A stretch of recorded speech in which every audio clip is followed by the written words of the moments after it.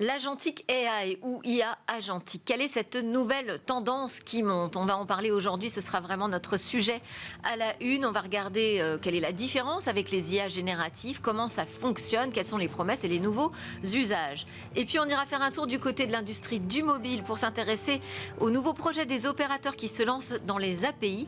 Mais d'abord, 3 questions sur une IA anti-fake news, une IA que l'on peut appeler au téléphone ou interroger sur WhatsApp pour vérifier une information. C'est tout de suite dans Smart Tech. Attention, c'est une interview enregistrée le 28 novembre.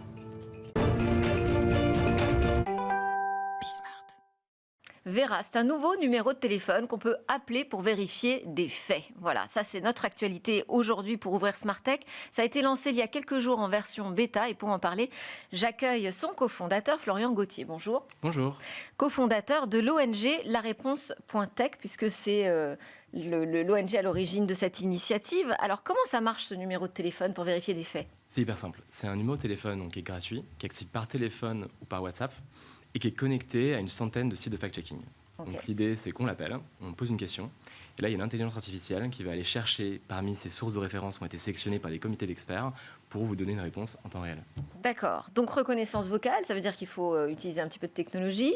Ensuite, aller chercher dans une base documentaire, j'imagine quand même assez large pour pouvoir répondre à l'ensemble des faits qu'on va vous présenter sur ce répondeur. Donc derrière, c'est quoi comme modèle? C'est OpenAI GPT-4. Ok. Pourquoi ce choix? Parce que ça marche bien. Mais en fait, c'est un choix, on avait déjà fait un des projets avec ça, et donc c'est un choix de simplicité. Okay. Et en fait, on n'est pas fermé à changer si jamais il le faut.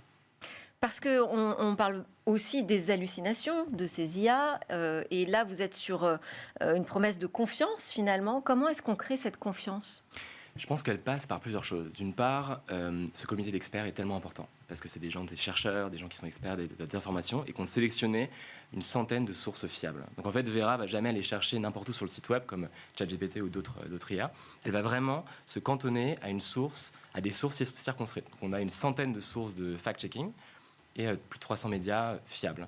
La confiance, elle part aussi du fait qu'il faut absolument avoir différentes opinions. Donc en fait, on va souvent donner plusieurs sources pour la même information. Si jamais il y a des lignes éditoriales qui sont de certains médias, l'idée c'est d'en proposer plusieurs. D'accord. Et la réponse se présente sous quelle forme?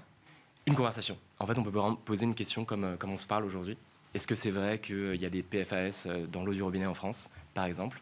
Et là, Vera va aller chercher une source et vous répondre immédiatement, soit par écrit sur WhatsApp, soit par téléphone. Alors, puisque vous partez avec un comité d'experts et une base de données vraiment fermée pour justement valider ces sources, ça veut dire que les thématiques au départ vont être un petit peu resserrées, j'imagine? Pas tant que ça, puisqu'en fait, on a déjà des sources dans plus de 80 pays. Donc en fait, il y a énormément de sources. Et les agences de fact-checking font un travail exceptionnel, donc il y a énormément de ressources. L'idée, c'est vraiment d'aller piocher partout pour avoir le maximum d'informations. En fait, aujourd'hui, on peut poser n'importe quel type de questions sur n'importe quel sujet. Et quelle est la difficulté principale avec les fake news quand on s'attaque à ce sujet de la désinformation?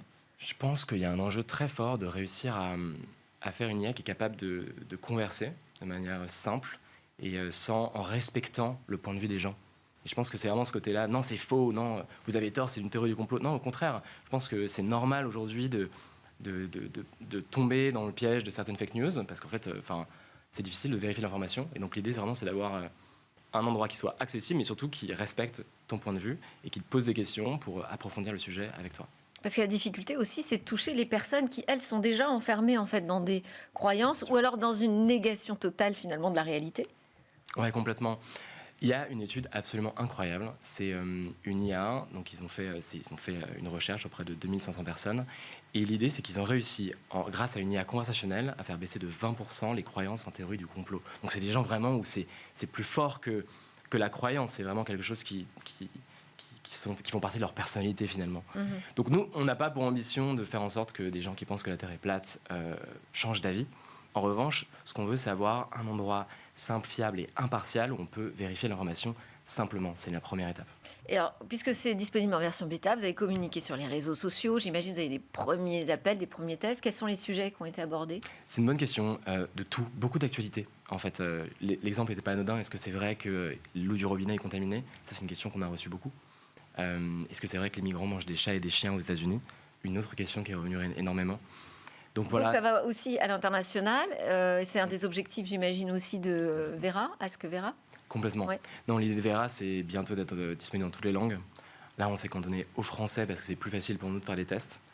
Mais voilà. Et alors, comme on est dans la confiance, j'ai parlé de l'ONG qui était derrière cette initiative. Vous avez cité un comité d'experts. On a besoin d'en savoir un petit peu plus sur la transparence. Il y a qui véritablement derrière? Qui finance? Parce que c'est un service gratuit. Ouais, c'est une bonne question. Donc, on est une ONG, on n'est que des citoyens bénévoles. Qui finance, il n'y a pas longtemps, c'était encore ma carte bancaire sur les services. Aujourd'hui, on a eu la chance de gagner un concours organisé par 2 ONG, Think Young et Avoté. Et donc, on a eu 5 000 €, donc ça nous permet de financer les coûts pour l'instant. Il n'y aura jamais de partenariats commerciaux. Je pense qu'on a un vrai enjeu de transparence. Donc, on n'aura jamais de devoir de mettre une source sur une autre. On veut être complètement indépendant. C'est une initiative qui est citoyenne. Et d'ailleurs, toutes les sources utilisées sont entièrement disponibles sur le site en toute transparence.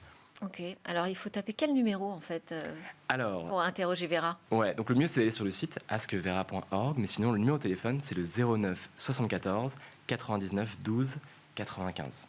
Ok. Bon, si vous n'avez pas eu le temps de noter, donc faut aller sur le site. askvera.org. Voilà. Et peut-être qu'un jour, vous aurez un numéro court.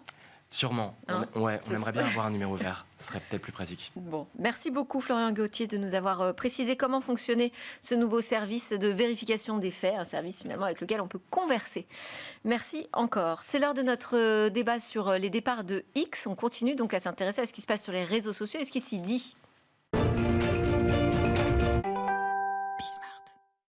Agentic AI, attention, c'est la nouvelle tendance qui monte, nous dit-on. Alors pour en parler, Véronique Vantaux est avec nous. Bonjour Véronique. Bonjour Delphine. Vous êtes chercheuse, cofondatrice de Noukai, également maître de conférence au laboratoire de recherche en informatique. Noukai, on a déjà présenté Noukai plusieurs fois dans Smart Tech, mais je le refais avec grand plaisir. Donc spécialisé dans l'IA, connu pour avoir conçu l'IA qui a battu les champions du monde de bridge.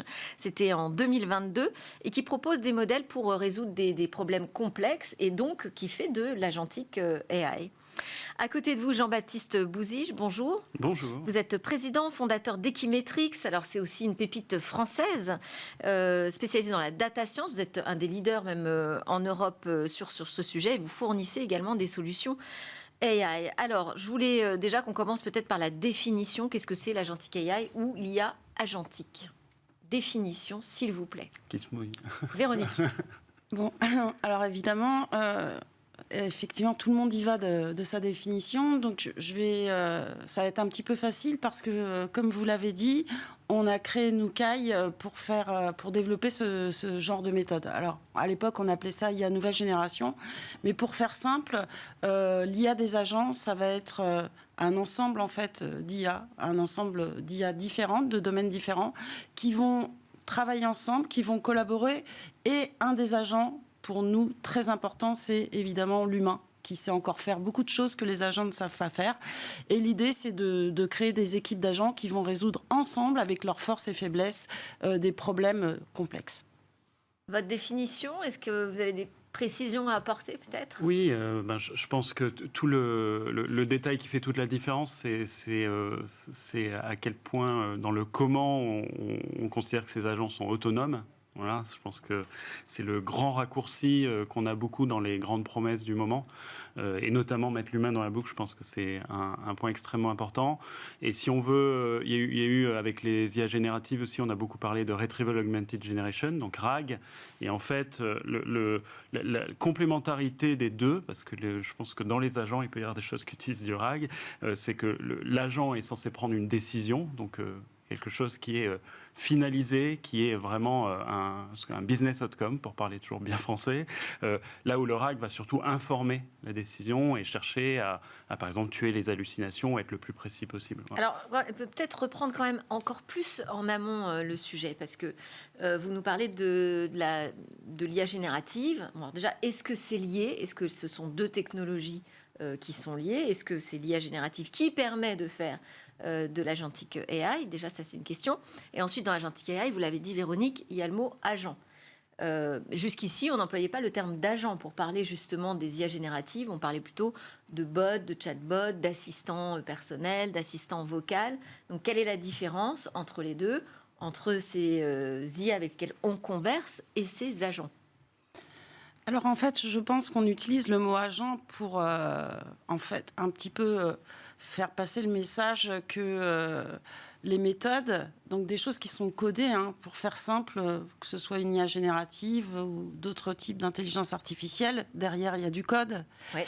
Et en fait, on va concrétiser par rapport à des tâches, j'ai l'impression. Ça veut dire que pour nous, en fait, toutes les IA génératives, c'est un ou plusieurs agents en particulier. Mais il ne faut pas être guidé par le fait de d'écrire ou de définir des agents. On construit une boîte à outils. On récupère évidemment tous les agents qui existent également, parce qu'on ne refait pas la roue, quoi. Et on va mettre ensemble ces agents qui sont des codes, ça peut même être des robots physiques, D'accord. des humains. On les met ensemble un petit peu comme une équipe d'humains, en fait, qui va à résoudre un problème. Donc ça veut dire qu'une IA générative, une IA de type... C'est un peu finalement un pion dans la chaîne d'intelligence. C'est ça qui va me permettre de résoudre mes problèmes. Exactement. Chaque agent est un pion qui va me permettre de progresser dans la résolution des problèmes. Et pour ça, il faut qu'ils soient capables de collaborer. Et entre chaque agent.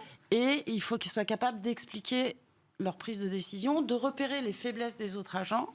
Et au final, ce sera soit un agent, soit un humain qui prendra la décision suivant le problème, en fait. Okay. Mais là où Et sur la question de est-ce que c'est lié au progrès des IA génératives ou non ? Oui, ce qu'ont permis les IA génératives, c'est que comme là, on parle en fait d'orchestrer des processus de décision et d'avoir des chaînes, en tout cas de s'approcher le plus possible d'une couche de raisonnement, les IA génératives ont permis de peuvent générer elles-mêmes des protocoles de prise de décision.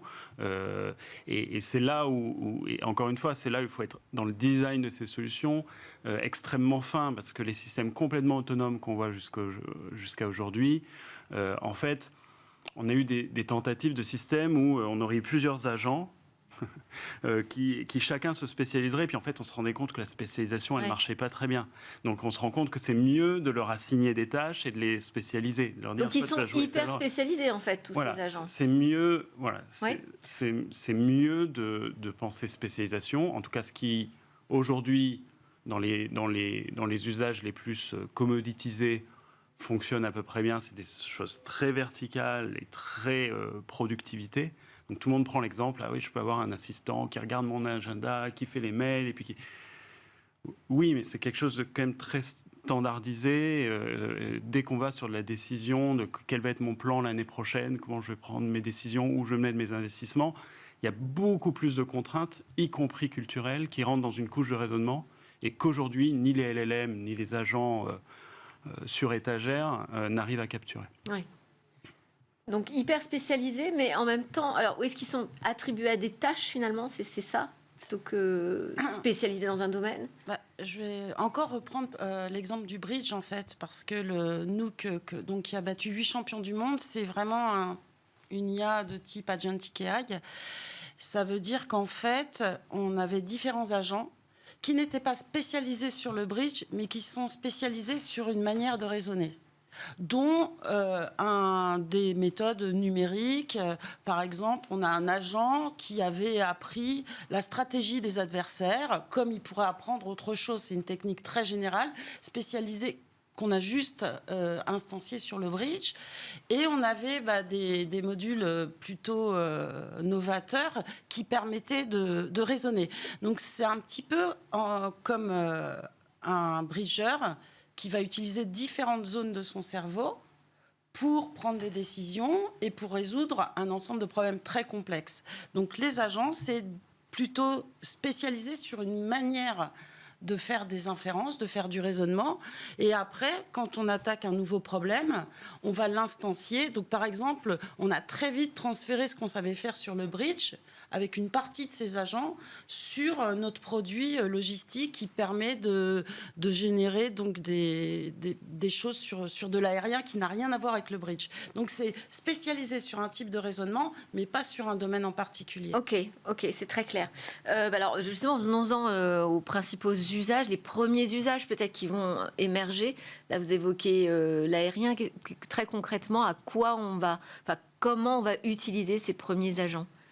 Je pense que déjà, on peut faire évoluer un certain nombre de techniques qui sont déjà bien implantées. Donc, tout le pilotage des plans stratégiques, donc des plans d'investissement des entreprises. On parlait de supply chain ou de maintenance prédictive, où en fait on peut bénéficier du fait d'avoir des agents. Donc en fait c'est une façon différente d'orchestrer l'existant. Au lieu d'avoir quelques outils isolés, on les met dans un flux et on va se dire, ah, tiens, pour de la maintenance prédictive, je vais avoir un agent qui est spécialisé dans la détection de défauts, un autre qui est spécialisé dans quel va être le tour de maintenance pour le coup, des agents physiques qui font le tour d'un train, comme on fait chez Getlink. Puis ensuite, quel est l'agent qui est très supply chain pour commander les pièces, etc. Donc en fait, chez nous, les domaines qu'on couvre, c'est ça, c'est la performance, comment on va mieux investir, avoir des ventes plus rentables, faire évoluer son mix produit pour le rendre plus soutenable, des choses très autour du client. Donc on connaît il y a beaucoup de choses autour de l'agent augmenté. Alors c'est plutôt que du chatbot en direct qui réclame quand même, qui comporte beaucoup de risques.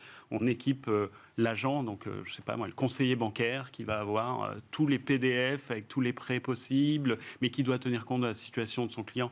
On va l'accompagner là-dessus et donc bien designer aussi la place que lui a dans cette architecture-là.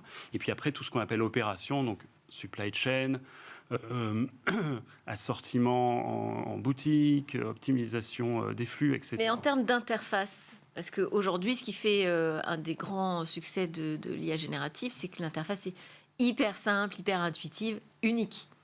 Est-ce que pour que tous ces agents fonctionnent ensemble dans une chaîne qui a été pensée en amont, on peut avoir une interface aussi simple et unique ou non? Il faut vraiment repenser la manière dont on va les interroger, ces agents.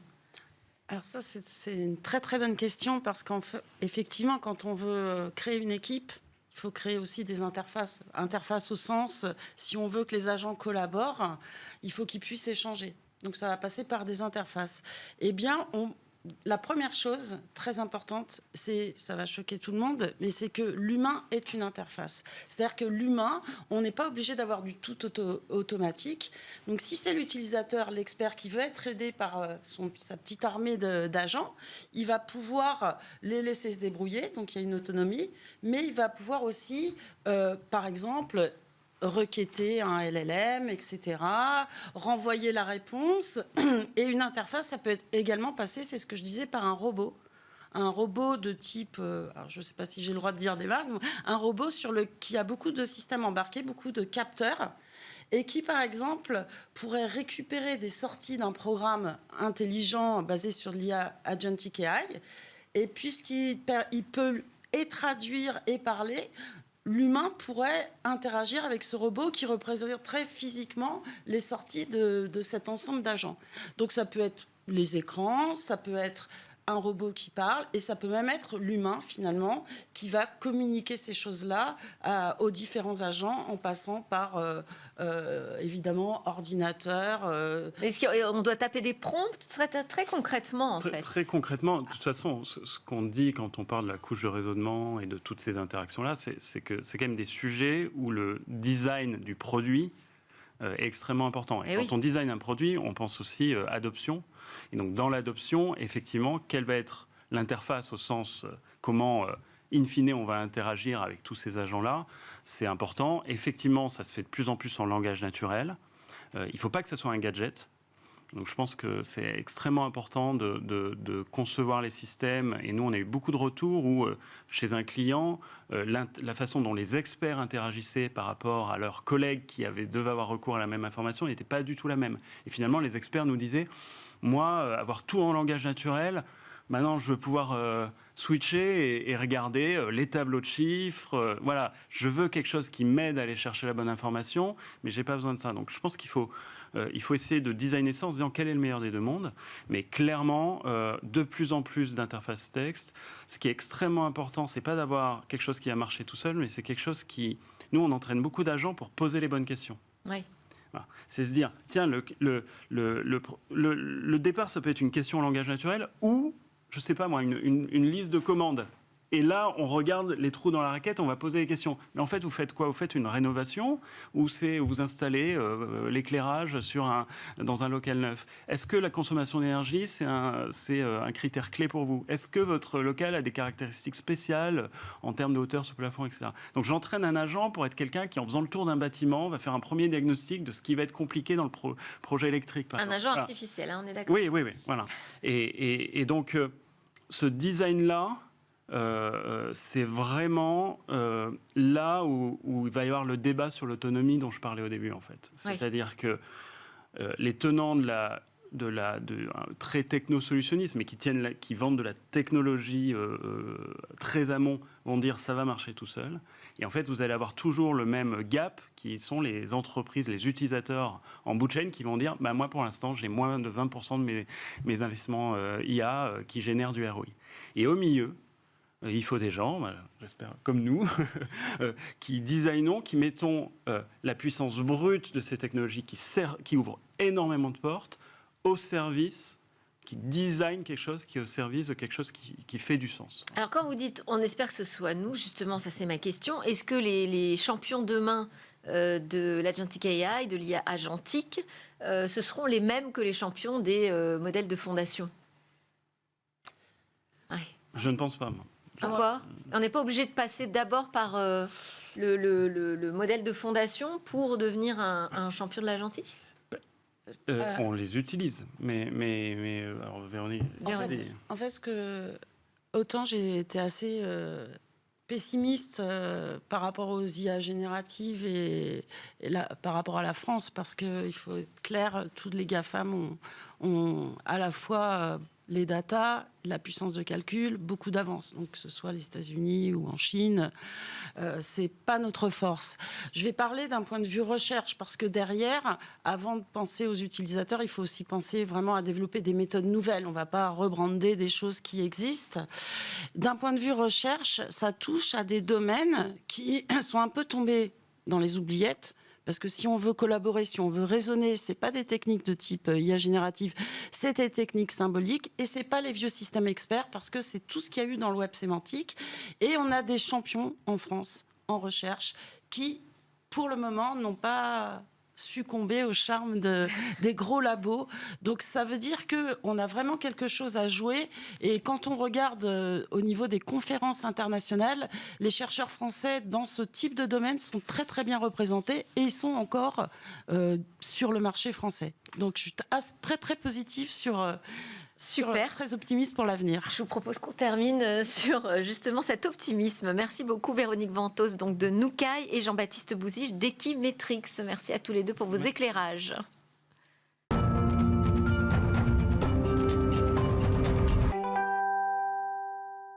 Que se passe-t-il dans cette industrie du mobile? Eh bien, pour le savoir, il faut suivre la chronique Mobile Business avec Jérôme Bouteiller. Bonjour Jérôme. Bonjour. Fondateur d'écranmobile.fr. Aujourd'hui, on va se pencher sur les API des opérateurs. Voilà, c'est une nouvelle tendance, mais j'aurais peut-être qu'on commence par donner une définition, rappeler ce que c'est une API. Alors effectivement, en informatique, une interface de programmation d'application, Application Programming Interface, API en anglais, c'est une sorte de façade par laquelle un logiciel offre des services à d'autres logiciels. Ça, c'est la définition Wikipédia.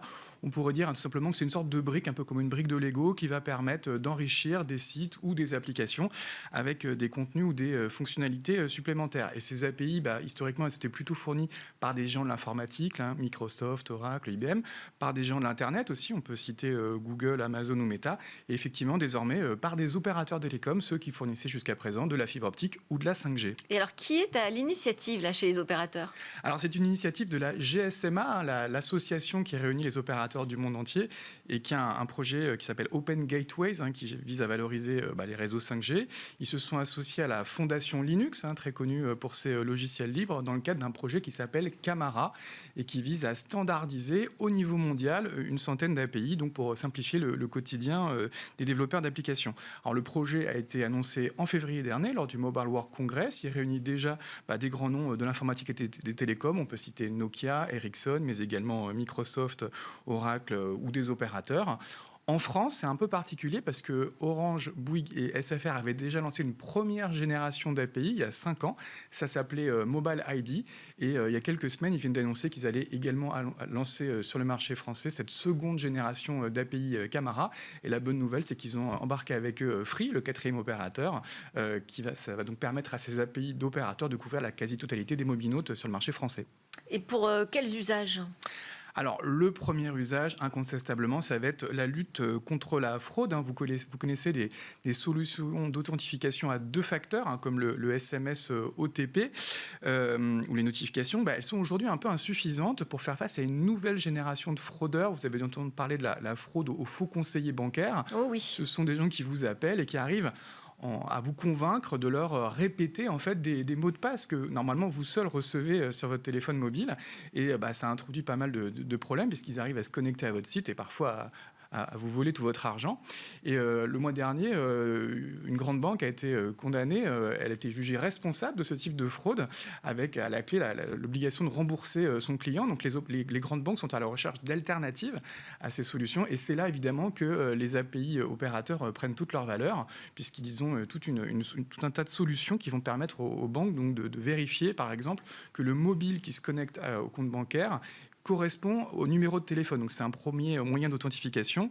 Il y a également la capacité de vérifier la cohérence entre les données saisies sur le compte bancaire et les données que connaît votre opérateur, par exemple votre nom, votre adresse. Et puis il y a tout un tas d'autres API, notamment les SIM Verify, qui va permettre de vérifier que le numéro n'a pas changé très récemment, ce qui serait aussi suspicieux dans le cadre d'opérations bancaires d'envergure. Et au-delà de la fraude, d'autres usages ? Alors oui, déjà rappeler que la fraude, ça va être effectivement le premier marché, la sécurité informatique. 80% des entreprises françaises déclarent avoir subi des tentatives de fraude, et c'est un chiffre en croissance de 40%, donc ça sera évidemment central. Mais effectivement, les opérateurs anticipent une grande variété d'usages. Par exemple, ça va être des services de géolocalisation qui vont utiliser les réseaux cellulaires. On va pouvoir utiliser la triangulation, donc en alternative au GPS. On va aussi avoir des API, par exemple, pour calculer la taille d'une foule ou mesurer des densités de population. Ça peut être utilisé dans l'univers événementiel ou dans le domaine de la sécurité.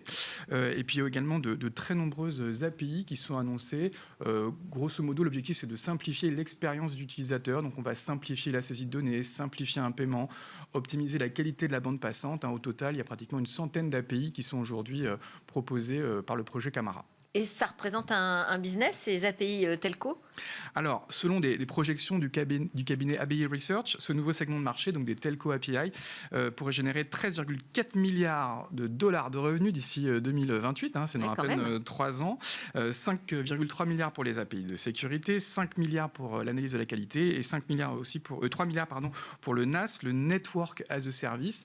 Les opérateurs qui sont à la recherche de nouveaux relais de croissance, après 20 ans de développement de leur réseau, sont évidemment très intéressés par ce nouveau business, et normalement, ils devraient profiter du prochain Mobile World Congress, fin février à Barcelone, pour annoncer la création d'un joint venture avec Ericsson pour évidemment développer tout ce business.